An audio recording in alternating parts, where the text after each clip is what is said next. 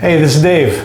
Thanks for joining me today on Living an Abundant Life. Today we're going to start a new series on ordering your financial world.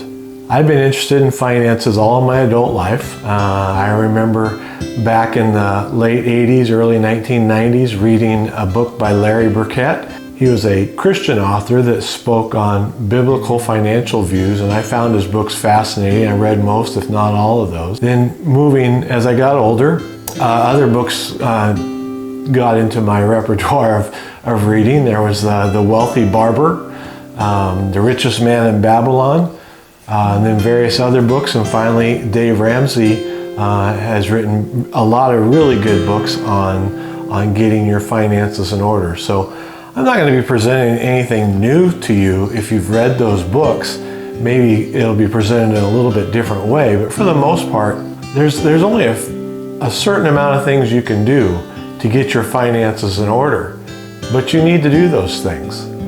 So we've got a list of about 6 things. Let's just jump right into those. Number 1, I believe you need to give back to charitable organizations. As a Christian, I believe in tithing, which means that 10% of my income that comes in goes back to the church that I attend. We believe that God can do more with your 90% than you can do with 100% of your money. And so we bring our tithe to the church with joy. I think even if you don't believe that way, it's still important to give back to community organizations, organizations that help family, friends, especially help kids. And it's important that we support those organizations.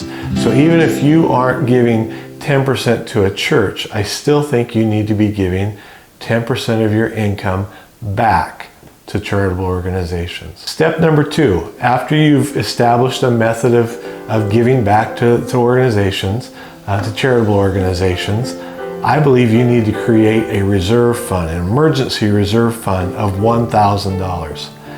At the end of the month, if you're not able to save that up slowly, then you need to sell something. But you need to have $1,000 cash tucked away that you can get to quickly. You need to be able to get that money quickly so that you can pay for emergencies without having to go into debt to pay for an emergency.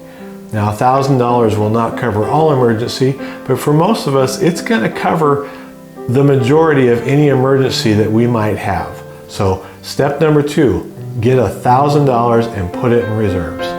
Step number 3 is getting out of debt. This is the fun one, and you need to put together a chart. So list out all of the people all the companies that you owe money to in the first column.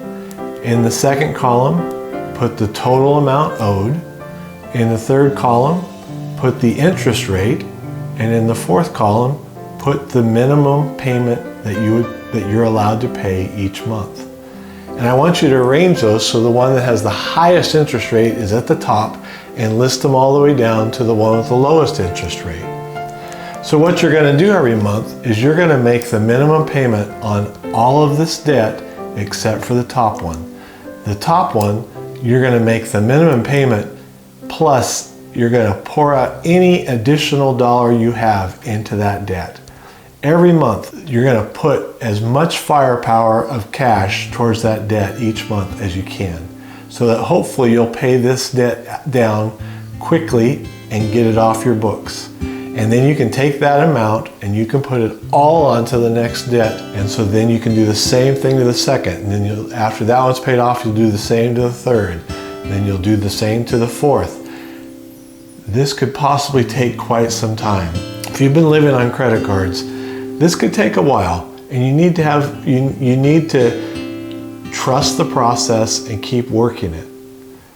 But it leads me to step number 4, is that you have to have patience. You have to work the process. People always want to buy a house real quick. They always want to get a rental really quick. You got to trust the process. You got to take care of steps 1, 2, 3, and then be patient and let it happen. Once you've gotten 1 through 3 done and you've gone through step number 4, which was having patience, you're going to move to step number 5, and that is you need to be paying into your retirement accounts.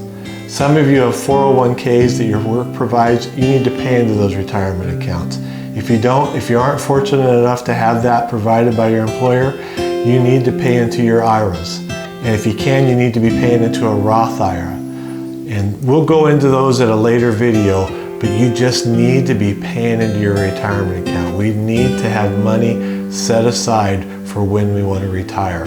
Put it into your retirement account, and then essentially you just need to ignore it. You just need to let it build year after year after year after year. So once you've done 1, 2, 3, gone through that patient section, you're contributing to your retirement account, you're finally to step number 6, and that's when you can start investing. For most people, that's going to be investing in their first house. Some, they'll be okay with renting, but they'll think, let's go ahead and get a rental piece of property. That's great. Or you can invest in other areas. But if you've done the first steps and you've gotten them taken care of, you're going to have the freedom to do this. And you may be an expert in cryptocurrency. I don't know. And you'll be able to invest in that. But if you've taken care of these first 5 steps, you'll have the freedom to do that. So we're going to be looking at each of these steps in an individual video and spending more time on each one over the next few weeks. But I wanted to give you an overall view of what we're going to be looking at. I hope that's been helpful to you. If you have any questions or comments, please send them along. If you haven't subscribed, subscribe. If you like the video, hit the like button. I really appreciate you watching. Have a great day.